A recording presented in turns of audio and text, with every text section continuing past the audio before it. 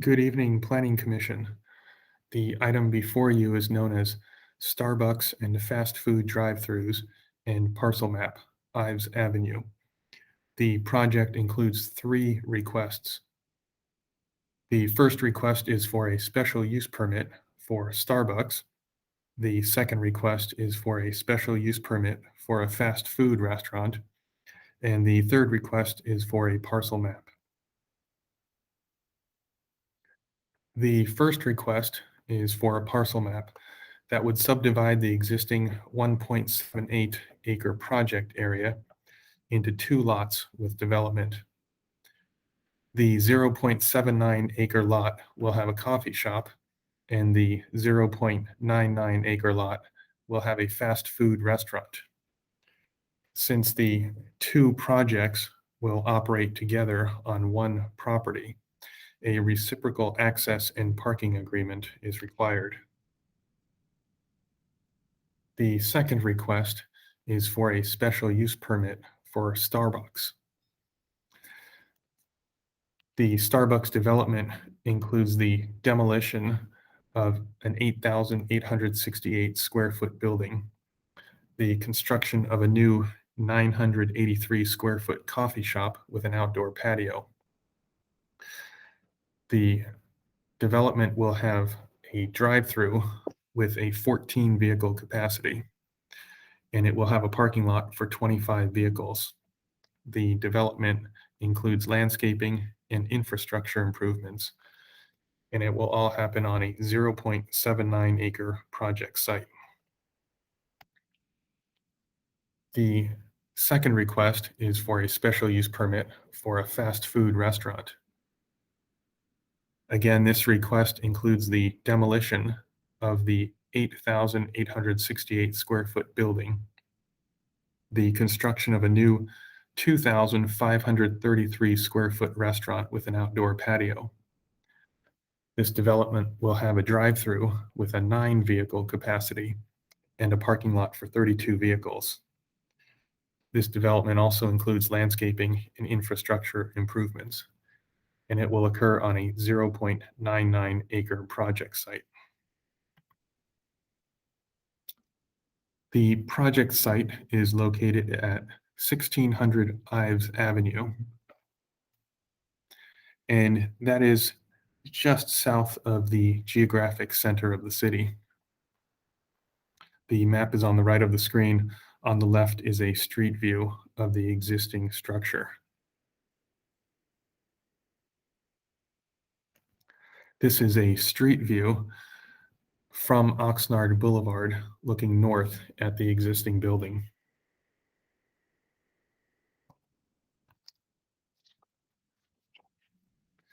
The project site is outlined in the middle of the screen. It is generally surrounded by urban uses. There is a vacant lot to the east of the project site.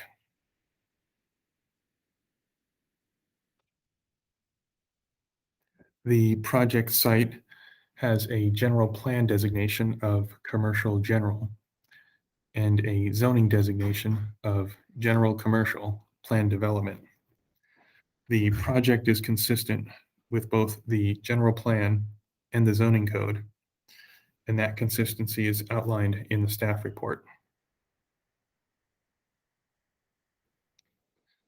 Now I'd like to provide a little background on the project site.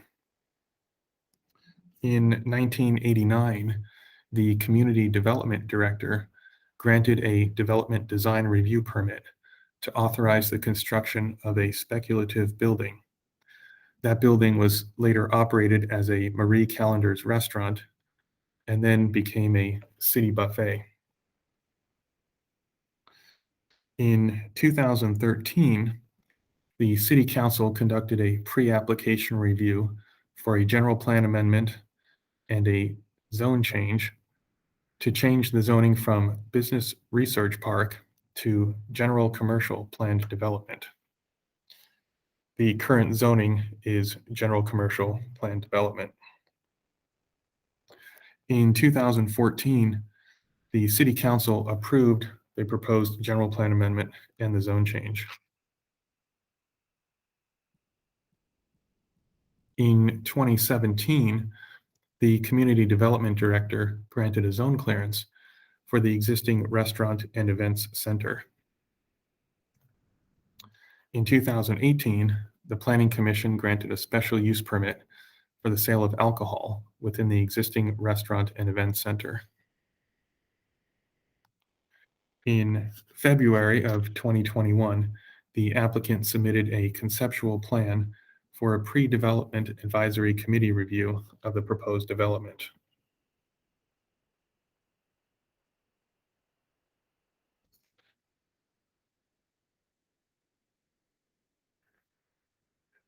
This is the site plan of the requested parcel map. The parcel map would subdivide the project site into two lots. Lot 1 on the left side of the image and lot 2 on the right side of the image. Since the two lots will operate together, a reciprocal access and parking agreement is required.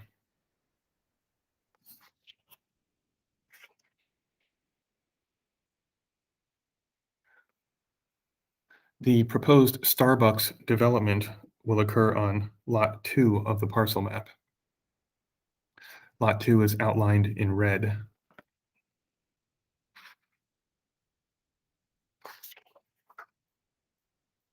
The proposed Starbucks development has a flat roof with few windows and minimal trim for a more modern design.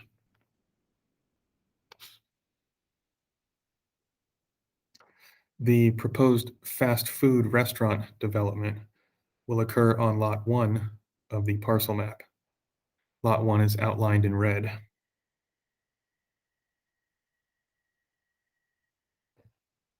The proposed fast food development has a flat roof with large windows and trim along both the top and bottom for a more contemporary design.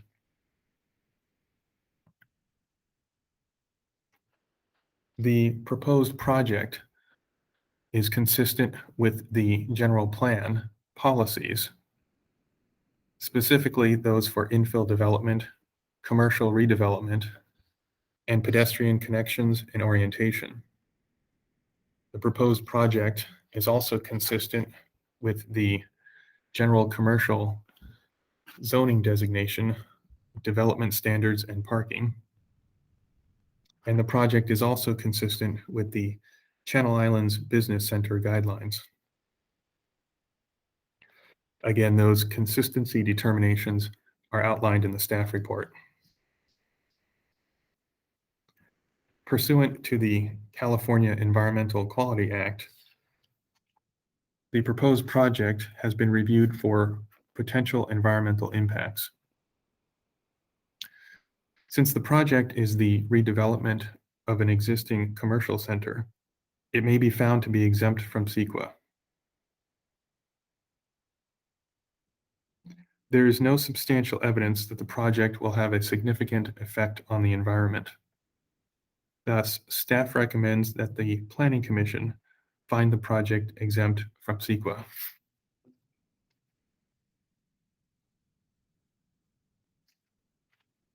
The project will be subject to conditions of approval. Some of those conditions are shown on the screen. The permits will be granted for 36 months from the approval of the parcel map. Public right-of-way improvements are required, and the applicant must implement a transportation demand management plan that may be reevaluated by the city. And the developer will pay development impact fees. Notice of this Planning Commission hearing was provided with a newspaper, on-site posting, and a mailing to property owners within 300 feet. To date, staff has not received any public comments regarding this project.